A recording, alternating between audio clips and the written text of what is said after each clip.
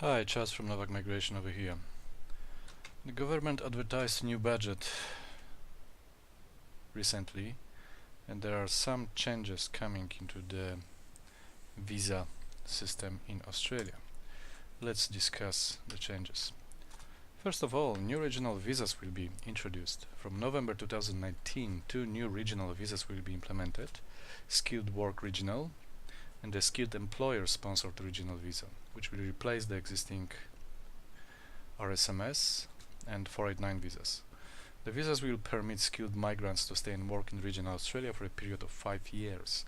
From November 2022, the government will also introduce a new permanent residence visa for regional Australia.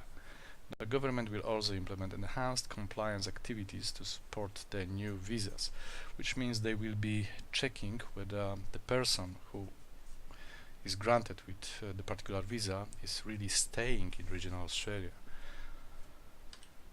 Extension of temporary graduate visa period for regional graduates. From November 2021, international students will be able to apply for an additional year on a second post-study work visa if they complete a higher education or postgraduate qualification in a regional area and live in a regional area while holding a temporary graduate 485 visa. Improving economic outcomes for secondary skilled migrants. This is an interesting one. From November 2019, skilled migration point test will be adjusted to award additional points to primary applicants when their partner has competent English but does not meet the existing requirements for skilled partner points. Single applicants will also be awarded additional points to ensure they are not disadvantaged. The skilled migration points test currently awards additional points to primary applicants where their partner is under 45 years old, has competent English, and has a skilled occupation applicable for the visa subclass and stream they have been invited to apply for. These changes will prioritize applicants who are single or whose partner can demonstrate competent English and therefore have the best potential to participate in the Australian labour market. Reducing the planning level.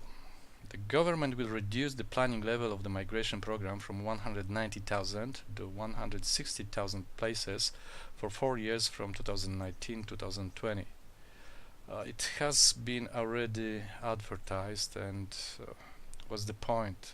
Last year 190 places were allocated, but only 162,000 visas granted, so not a biggie. The outlook for net overseas migration and consequential impacts on revenue and expenses are updated in line with program delivery each budget update. Therefore, this measure has no further budget impact. For the 2019-2020 migration program, there will be 108,000 plus places in the skill stream, almost 48,000 places in the family stream, and over 3,500 places for child and special eligibility streams.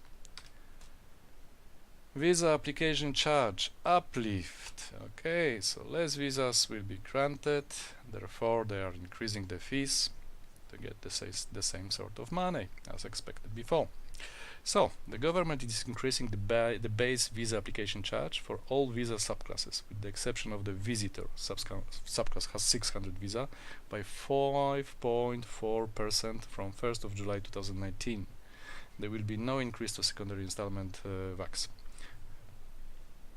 So essentially, if you have got all of the documents ready to apply for the partner visa, or you've got quite extended family, it's better to apply for the visa before 1st of July, because that way you can save a couple of $100. Okay, so these are the most important changes which are coming in the visa system in the next couple of months. If you found this information useful, please share or like to show your appreciation and give us the motivation to continue recording new material. If you want to have a chance to get your visa-related question answered, fill this form, novakmigration.com.au/contact us. If you need a migration advice, you can book it here, novakmigration.com.au/booking. There's a fee for a consultation. Don't forget to subscribe to our channel. Thanks for watching. See you soon.